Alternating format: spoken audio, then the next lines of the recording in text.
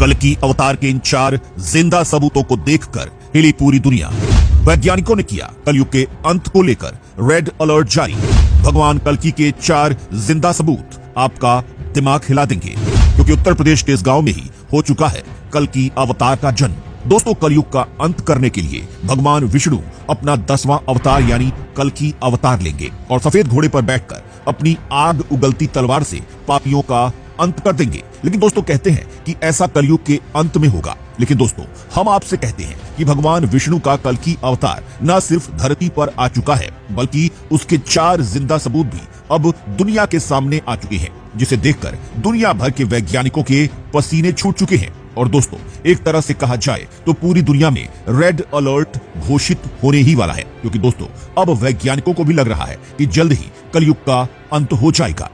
लेकिन दोस्तों, अब बात आती है कि भगवान विष्णु के कल्कि अवतार के वह कौन से 4 जिंदा सबूत हैं जिन्होंने पूरी दुनिया को हिलाकर रख दिया है। तो दोस्तों, सबसे पहला सबूत यह है कि भगवान कल्कि का अवतार हो चुका है और उनका उत्तर प्रदेश में एक मंदिर भी तैयार हो चुका है। और दोस्तों, कहा तो यहां तक जा रहा है कि कल्कि अवतार हमारे बीच में ही मौजूद है। बस फर्क इतना है कि वह सही समय आने पर हमारे सामने आएंगे। और दोस्तों, यही नहीं, भागवत पुराण में कल्कि अवतार को लेकर उस जगह का नाम भी बताया गया है जहां पर कल्कि अवतार जन्म लेंगे। और दोस्तों, वह जगह उत्तर प्रदेश के मुरादाबाद जिले के संभल गांव में बताई गई है। साथ ही दोस्तों, आप यकीन नहीं कर पाएंगे, लेकिन एक मंदिर में जहां कल्कि अवतार की घोड़े की मूर्ति मौजूद है, उसमें खुद पुजारी ने हलचल होने का दावा किया है। और पुजारी ने यहां तक कह दिया है कि यह घोड़ा धीरे धीरे अब जिंदा हो रहा है।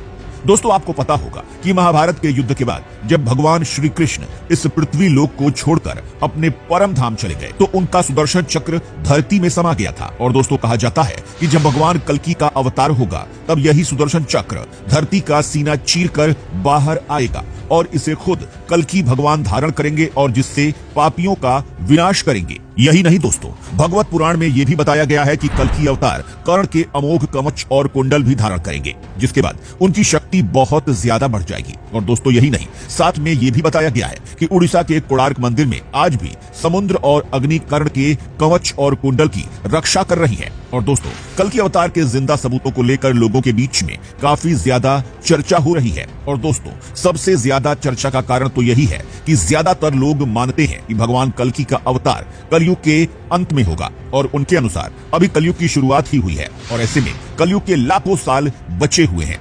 लेकिन दोस्तों, हम आपको बता दें कि भगवान कल्कि का अवतार समय की सीमा से परे है और भगवान अपनी मर्जी के अनुसार किसी भी वक्त धरती पर अवतार ले सकते हैं। और दोस्तों, ये कहना पूरी तरह से गलत होगा कि भगवान विष्णु कल्कि का अवतार कलयुग के अंत में ही लेंगे। दोस्तों, ये भी हो सकता है कि भगवान विष्णु ने कल्कि का अवतार ले लिया हो और वह अभी सही वक्त का इंतजार कर रहे हो। और दोस्तों, ये भी हो सकता है कि भगवान परशुराम कल्कि अवतार को अस्त्र विद्या और शास्त्रों का ज्ञान दे रहे हो और कलि पुरुष नाम के राक्षस से लड़ने की रणनीति तैयार कर रहे हो।